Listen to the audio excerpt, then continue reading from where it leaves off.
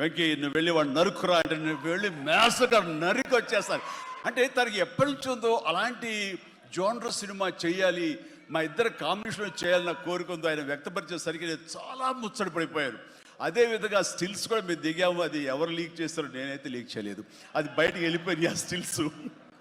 And అలాగా అది నా మైండ్లో పడేసరికి అప్పటి నుంచి ఈ అవకాశం ఈ సినిమాలో వస్తుంది.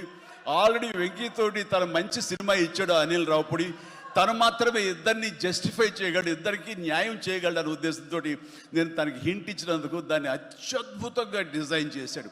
ఎలాగంటే ఇద్దరు మామ దీంట్లో చెప్పలేవే లీక్ చేస్తాను భయంగా ఉంది, ఎందుకంటే ఇలా వదిలేస్తే మొత్తం స్టోరీ అంతా డైలాగ్ చెప్తాను నేను, అది బాగుండదు, మీకు అక్కడ థియేటర్లో చూసి ఎంజాయ్ చేయండి, అంత బాగుంది. అయితే వెంకితోటి నేను సినిమా షూటింగ్ చేస్తున్నట్లు లేదు, ప్రతిరోజు ఇద్దరు పిచ్చిగా చేసావు, ఎంత ఎంజాయ్ చేసావంటే మీకు వీళ్ళు సినిమా యాక్టింగ్ చేసేట్టు ఉండదు, ఇద్దరు కలిపి అల్లరి కుర్రవాళ్ళలాగా ఆ సెట్లో చేసావు, అదే క్యాప్చర్ చేశాడు, అది బాగా పండుతుంది. రేపు మీరు కూడా థియేటర్స్లో దాన్ని మీరు ఆస్వాదిస్తారు, డెఫినెట్గా ఎంజాయ్ చేస్తారు. అండ్ డెఫినెట్లీ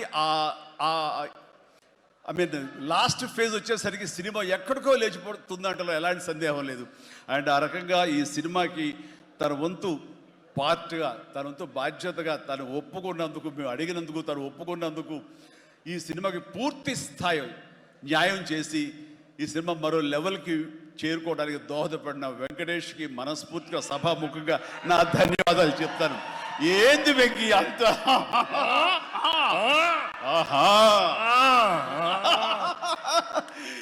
ఇదే సరదా. అండ్ నేను చాలా చెప్పను, కానీ సినిమా చూస్తే కనుక నేను ఎంత చెప్పినా సరే తక్కువే అవుతుంది, మీరు ఎంత ఊహించుకున్నా సరే అది తక్కువే అవుతుంది. సినిమా చూడండి, మేము చేసినటువంటి 18 రోజులు అనుకుంటా చేశారు వెంకీ. ఈ 18 రోజుల్లో ఒక 7-8 రోజులు సీన్స్, ఒక 5 రోజులు 6 రోజులు సాంగ్, ఇంకా 2 days చిన్న ప్యాచ్ వర్క్.